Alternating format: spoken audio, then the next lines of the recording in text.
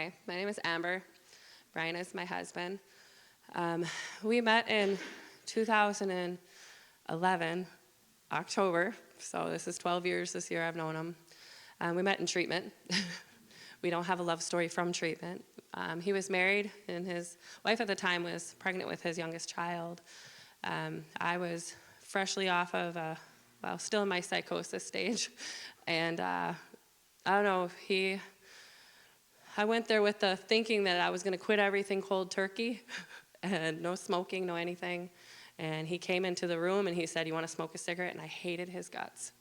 I never wanted to talk again. He's like, "You gave me a death stare." And they went out and smoked, and I was so mad. I was like, oh.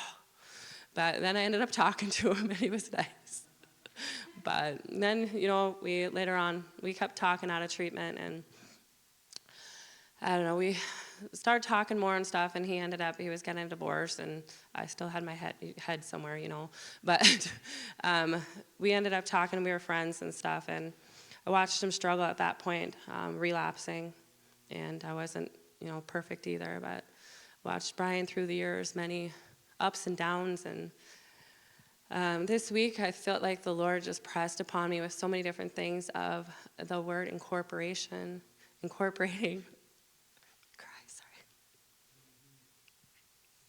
You cannot incorporate Jesus into your life. It can only get you so far. You can stay sober off of your good works for so long. You can stay married. You can stay, a good, faithful husband, good, faithful wife, whatever it is, incorporating Jesus into your life. But if you are not saved and you do not know Jesus, there is no power there. So with this incorporation word, it was just everything, I swear, this week it just reminded me of Brian. He kind of was offended at first. But I was like, he tried so hard through the years to incorporate Jesus in different things, and he so wanted to be a good guy, and I so wanted to be a great wife.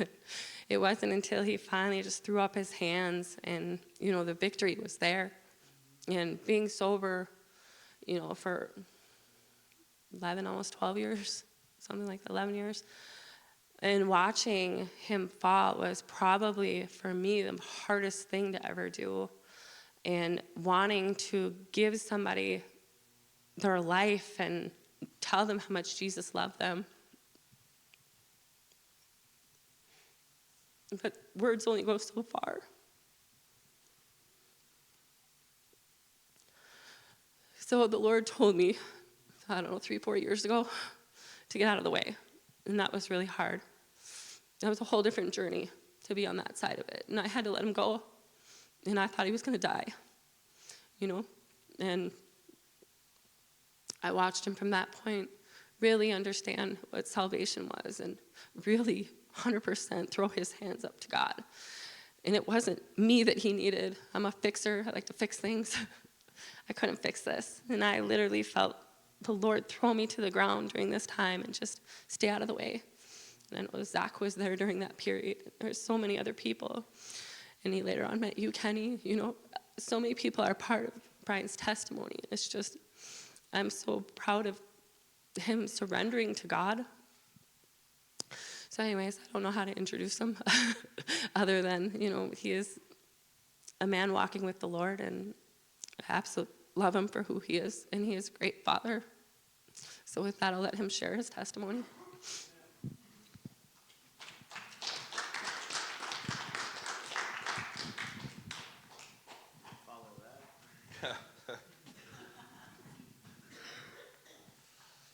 Oh. All right. Sorry. So this is like the first time I've ever given my testimony, so I'm super ridiculously nervous. That makes me even happier. Does it? And he said, "The Lord will give me the words." And I was like, no. I didn't want to write nothing down just because I'm a starer, so I will literally go like this the whole time. So I figured I'll wing it.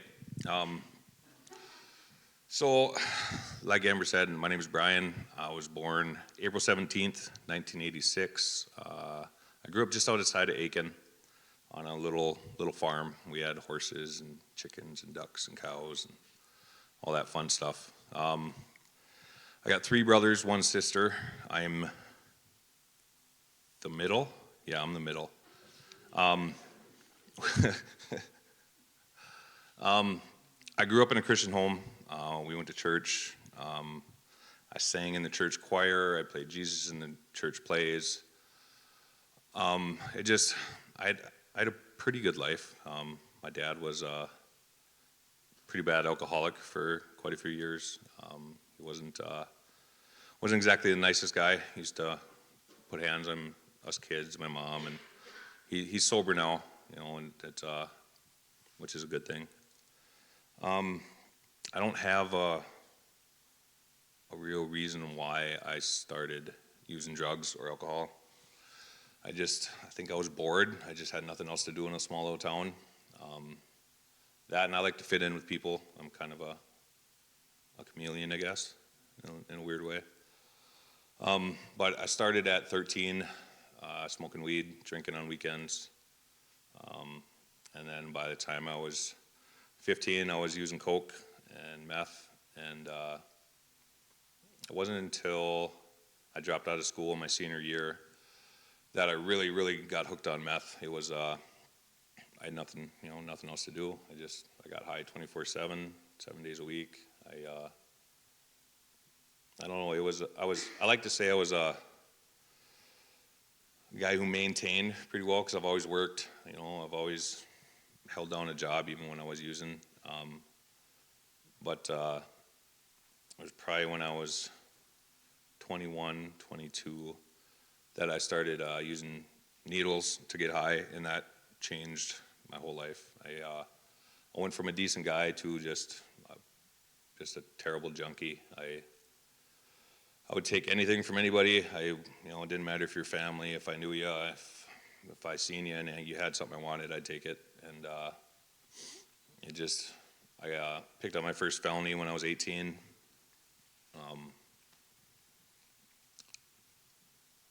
I always knew God existed, and I always knew that He was real and that He cared about me. But for some reason, I just didn't care. I wanted to do things my way. I wanted to be the life of the party. I wanted to be just numb to life. And I moved to the range when I would have been like 19, 2005. I tried to sober up for the first time, and it really backfired on me. I met some people that I met my first wife like 2 days after I got up here, and I ended up moving in with her and her family, and they were just, one thing led to another, and I was trapped for quite a few years. I got 2 beautiful kids from that, that marriage. Amber and I together have 6 kids, 20 down to 2. So we decided to start over. Just once the one turned 18, it was like, all right, we might as well have one more. So, but over from 2005 till 2010, I was just a terrible person. I would disappear for weeks at a time. I was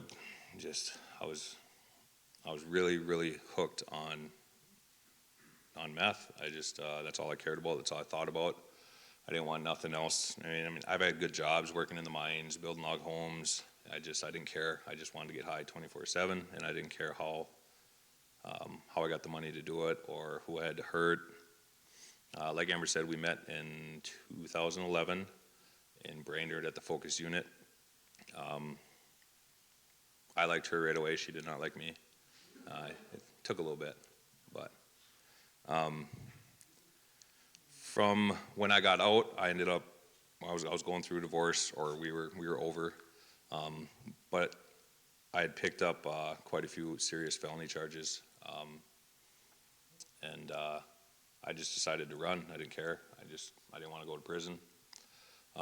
So I think June of 2012, we had gotten into an argument in the street, And the cops came, and I, of course, lied, told them I was somebody else, and it worked for a little bit. But I didn't realize that the cop that was talking to me, we went to high school together, so he, of course, knew who I was.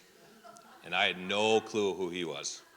And he showed up at the house with backup a little later on, and I ended up getting arrested. I went to Itasca County for a few months. It was probably a good 5-6 months. And during that time, there's something, I don't remember what group or church it was, but it was nail your sins to the cross was one of the things that we did. And it was such a super powerful thing for me. You know, I got to unload everything that I was carrying, and my head still wasn't quite clear. You know what I mean? I was only a couple months sober, but I just remember it was so powerful just to be able to just unload all that on someone who really cared. You know, and that's, I think, was the start of how I got back with Jesus. I ended up going to prison I got 60 months. I did a pre-commit because I didn't want to sit in county anymore, so I ended up voluntarily going to prison early. And we were doing the read the Bible thing over the phone. We'd each read a chapter every night, and then we'd talk about it. And it was, you know, I do church services there, but after a couple months, I kind of got back into my old ways. I was hanging out with the wrong people, doing the wrong things. They had a program called boot camp for anybody with a 60 months or less prison sentence. You can't have no violent offenses, stuff like that. And so I automatically qualified for it. And what was it, like 2 weeks before I was supposed to go? And it would have shortened my sentence by a lot, by like 3/4. So I would have got out really early. I didn't make it. Like 2 weeks before I was supposed to go, I ended up getting into it with one of the corrections officers, and I lost my chance to go to boot camp. And Amber was pretty mad, pretty hurt, you know. And then I got accepted into treatment when I was there, and that lasted about 2 months, and I ended up getting kicked out of there. And each time I got in trouble, I got more time added onto my sentence. And my out date, I had four out dates. It was, I didn't notice it at the time, but it really affected Amber. It was, you know, because her and the kids are out there struggling through life, while I'm just being a jackrabbit in there, you know what I mean? It just, it was, I don't know, I was super selfish, and I didn't, I had a lot of trust issues. She would tell me about, like, going to church and meeting all these wonderful people, and I was 110% set that nobody was like that. There's no good people in the world. And still to the day, even when I got out, I still didn't believe that there was good people in the world. I was just, I was angry, and I don't even know why I was angry. I was just, I don't know. I had a lot of anger, a lot of hurt, and but fast forward a couple years. It had to been, I don't know. I'd been out of prison for quite a while. I was off parole, and I was still struggling. And my last relapse was a little over 3 years ago, and I don't know what it was. I don't know, but as soon as I got high, something in me changed, and I was super demonic and super evil. I would lash out on Amber and the kids about the stupidest things just so I could leave the house and get high. I was not a nice guy at all. I was never physically abusive, but really verbally abusive. And it just seemed to be like a game I would play to just so I could get out of the house and just so I could go get high and do what I wanted. And Amber asked me to leave. Which I know it wasn't an easy decision for her, but I wasn't going to change. And so she asked me to leave, and I did. I went and stayed with some party people in Calumet, and I was still going back and forth to work. I was driving a truck, and I remember, like, there'd be times where I'd be driving down the road, I'd be so messed up that there would literally be creatures coming out of the pavement as I was driving a 40-foot truck, in the middle of the night, and you'd see horses, and I just see all kinds of just crazy stuff. I remember calling Amber, and I think I was driving home, and I broke down. I was like, look, something's got to give. I thought there was people in my back seat being murdered as I was talking to Amber. I was arguing with them, I was fighting with them, and she didn't know what to do, so she called the cops, and they met me outside of Fountain Iron, I believe. I'd almost made it back home, and by all rights, that cop should have shot me. I got out of the truck or the car. I had a pipe wrench in my hand. I was screaming. He couldn't understand what I was saying. I was trying to tell him that there's people being murdered in my back seat, and he had every reason to shoot me, but he didn't. He put me in handcuffs. He double checked to make sure there's nobody in my car getting murdered, and then instead of bringing me to jail, which would have been an automatic, with as many felony points as I have, I'd be probably still sitting. He brought me to the hospital, and they checked me out for a little bit, and then I got into detox, and it was actually one of the best things that ever happened to me. My head wasn't right, though. I don't know, even after I sobered up, I'd still hear things, and I'd see things, and Amber would have to walk me upstairs, because I was so scared that, someone was going to get me. And, I don't know.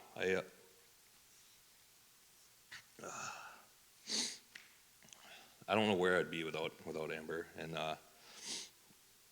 but after that, I went back to work for a little bit. I tried to go back to work. I think I made it 2 days. And I ended up relapsing again. And it was actually, Zach, your mom was a huge part in getting me and Amber help that time. She got us in touch with, I'm drawing a blank. But anyway, she got us in touch with somebody. They got me into treatment down in the cities, and I've been sober ever since. I've been off meth, it'll be 3 years on Christmas Eve.